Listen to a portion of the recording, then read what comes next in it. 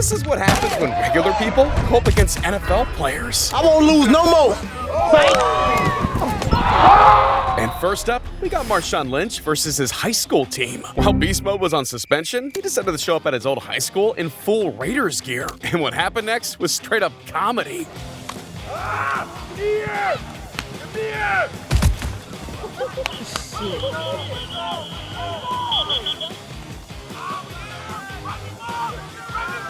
It literally took half the defense to stop him, but Beast Mode wasn't about to let that slide, so he took revenge on the next play. Come on, get no love!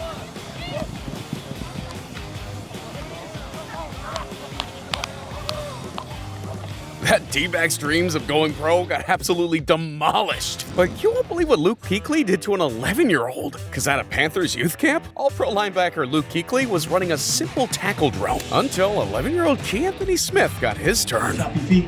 Nope.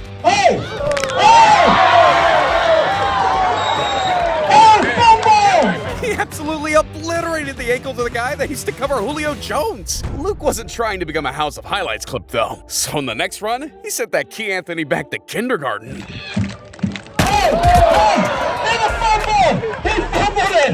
And that wasn't the only kid trying to show up the NFL, because one kid beat every single NFL player in history. See, the 40-yard dash is easily the most famous part of the NFL Combine, and every year it seems like there's a new record holder for it. But in 2019, one fan pulled off the unthinkable.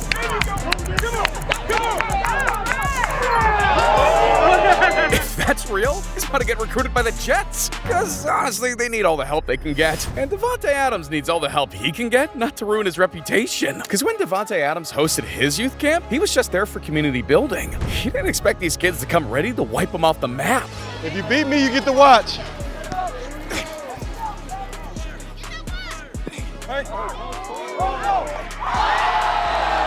Deal's a deal. You just gonna floss in it like that? He hit the Shador too? Now the shoes. I'm on that.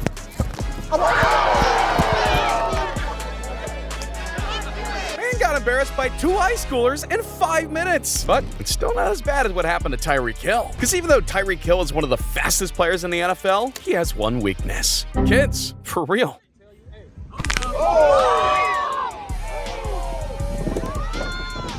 They paid me to do that. They say at least lose 2 reps. I won't lose no more. Watch this. They finna get ugly when I'm finna do to him.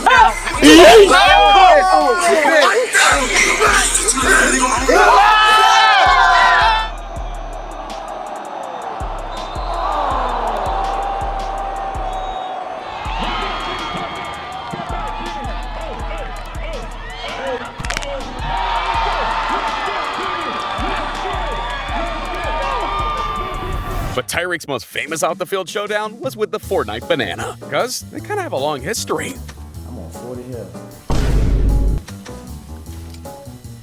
What the? Come on, bro. Don't. No. Hey, you can have your banana back. So when Tyreek hosted a youth camp, one of the kids dressed up in a Peely costume to troll Tyreek. And you won't believe what happened next.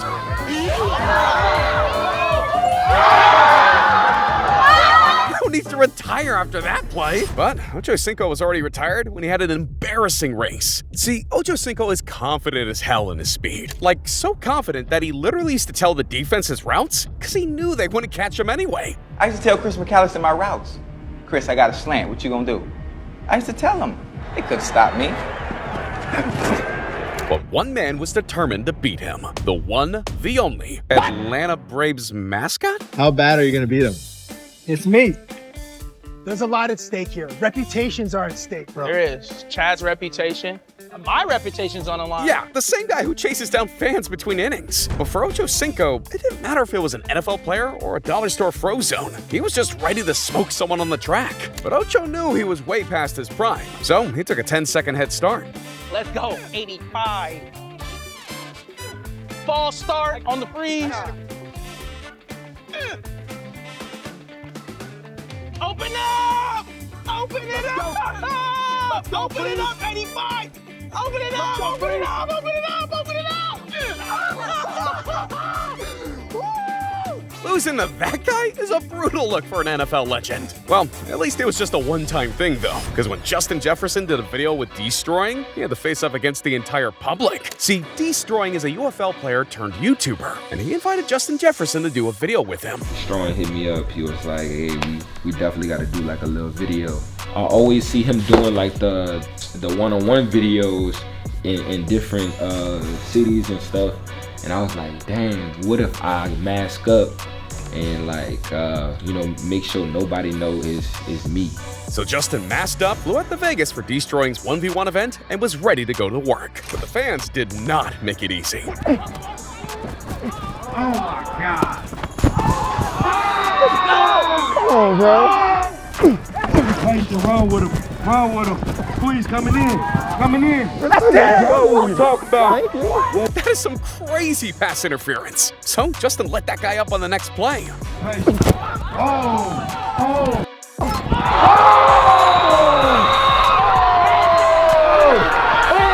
But since that dude got embarrassed, Justin decided it was time to take off the mask. Is that Justin Jefferson, man? You scrapped it. Come on now. Is that Jefferson? Come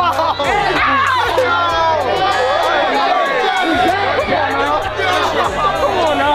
And from there, he just absolutely shut on every single person.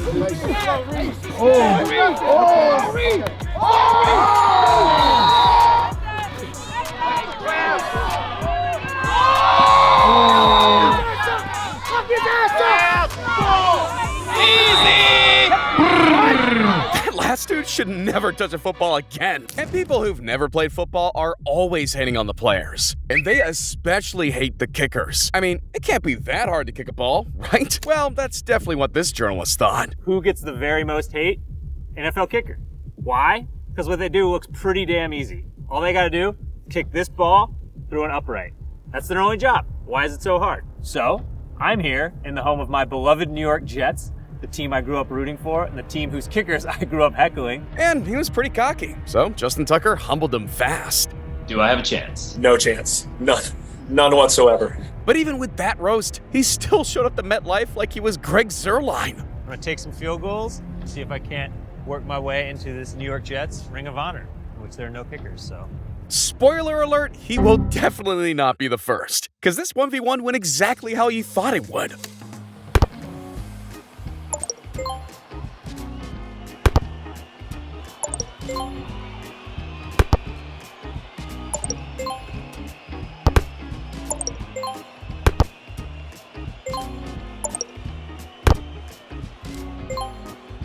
At this point, if anyone thinks they're still better than a pro, they're smoking crack. Because the final test between Chandler and Clay was a 50-yard kick, and it went exactly how you thought it would.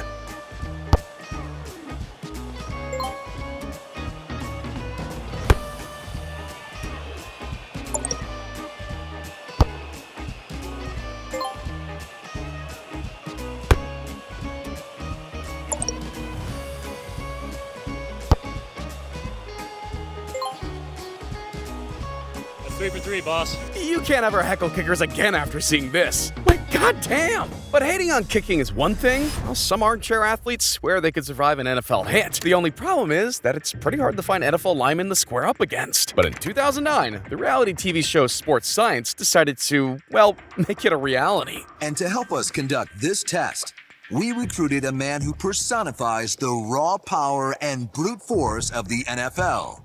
All-pro defensive tackle, Chris Jenkins.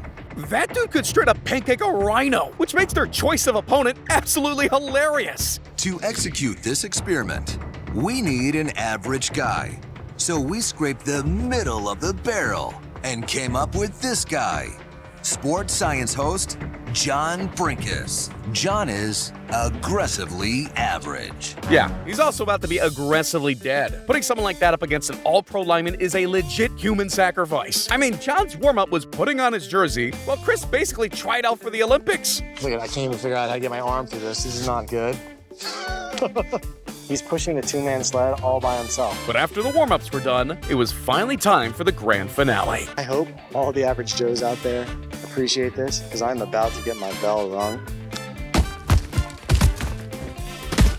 I'm surprised that dude wasn't paralyzed. At one point, he was an unbelievable 9 feet off the ground. And with that, he proved that if you can't get off the couch to get another beer, you definitely can't take an NFL hit. But when Jared Goff showed up to a junior college practice undercover, he wasn't trying to get dropped by a 20-year-old center. He came to drop bombs. See, Ventura College's team was mid-practice when their coach said the scariest thing a JUCO player could hear. Well, I got quarterback that's looking for a place to transfer. So he's going to be coming today. So these guys knew they had to step up their game. But what they didn't know was that the transfer was going to be legit NFL quarterback Jared Goff. Today, I'm not Jared Goff, and I'm the transfer. And when I was at Cal, the transfers happen all the time. Most of the time, they look a little bit older, they have a little bit more experience. I hope I don't scare them too much, you know. I'll feel bad for a second, but no, I think they'll be okay once I reveal it. Well, he switches it up pretty fast and straight up starts roasting the team. What's his name? 15? That's Brock. He's the starter right now. Come on, man. I want to scare him a little bit. I want to get those quarterbacks a little nervous. Were you the punter? No, I'm a quarterback. Oh, what's up, man? Sorry, I'm Dre. Oh. What's your name? Dom. Dog? Dom. 13 any good? Talking about the quarterback? Yeah. They both pretty good, though. So, I mean, it ain't... What was y'all's record last year, though? That's why I'm here. Honestly, I'm surprised bro didn't square up right there on the spot. But when the junior college guys were actually passing pretty well, that's until Goff took over. That was your punter. It's so disrespectful. Oh, gotta make that play. Really strong arm. Broski, he's got some juice. Hey, great ball, great ball. You make some catches out here? Dude was straight zinging it over everyone's heads. So he definitely scared the JUCO guys. Luckily, they were cool with it when the reveal happened. You guys have to compete. So with that being said, hey, I brought in an NFL quarterback. Come on up here, Jared.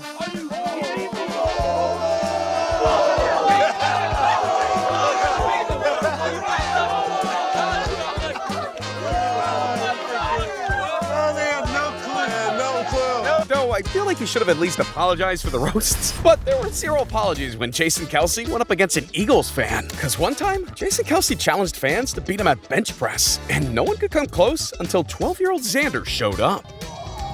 1, 2, 3, 4, 5, 6, 7, 8, 9, 10, 11, 12 reps of 135 pounds is definitely impressive, but then it was Kelce's turn. This. 1, 2, 3, 4, 5, 6. Hell yeah, lightweight. 9, 10.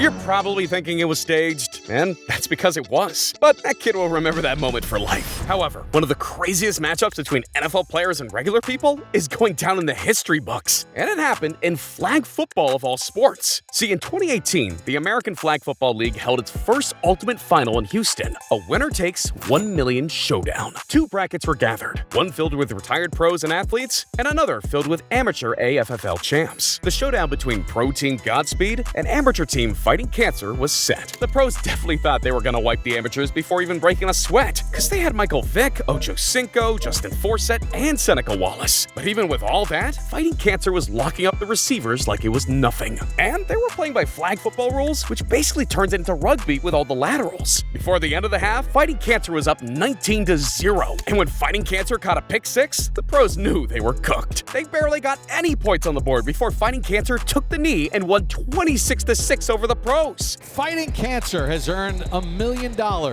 with a 26-6 win over Godspeed. That's actually insane, and it definitely wasn't scripted. There's no way someone like Michael Vick would take that bad of a hit to his ego and just walk it off. But sometimes, walking off the L is all you can do. And Destroying proved that when he hosted a one-on-one showcase in Baltimore. And until Cheese showed up at the event, he was just another football fan. But when Destroying revealed that the grand prize was $10,000, Cheese came out the gate swinging.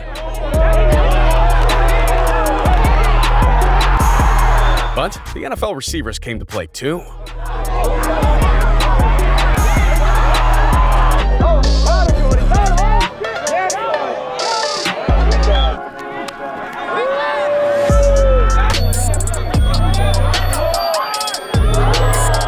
But Cheese, he was there to win.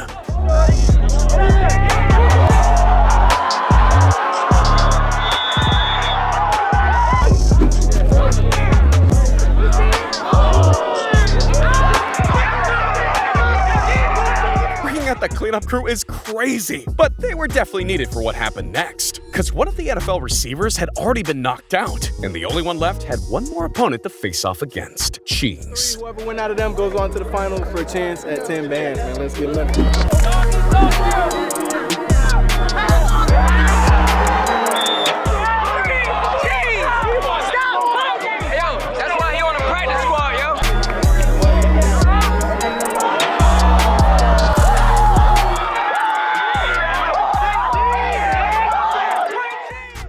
Definitely ain't NFL certified after that. And after Cheese embarrassed the pro, he went on to win the whole thing.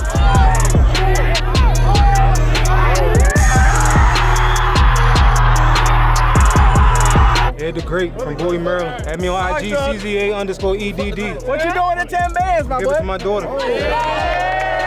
Screw the money. My man needs to try out for the Baltimore Ravens. But not even the Baltimore Ravens have had a matchup as crazy as this last one. Even though Tom Brady has 7 Super Bowl rings, 3 MVPs, and 89,000 passing yards, up until 2024, he had yet to face his biggest challenge yet, a throwing contest with a high schooler.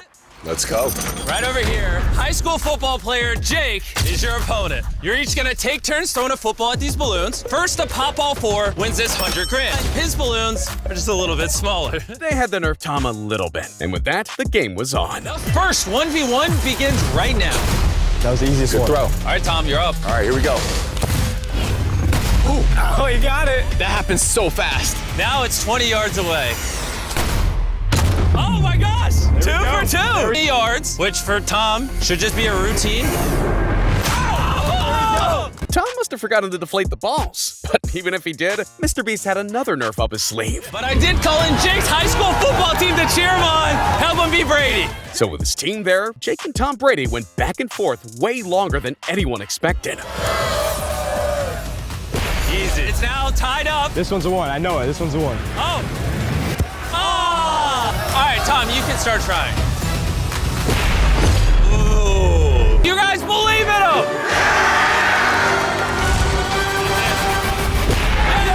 But when they got to the final throw, Tom started feeling the pressure. He's too long. That's disrespectful. You gonna take that? Not gonna lie, I thought Brady, the greatest quarterback to ever live, would breeze through this entire challenge. But nailing a 50-yard dime for any level quarterback was not going to be easy. Jake wasn't doing any better, but on his final attempt, he pulled off a 1 in a million throw.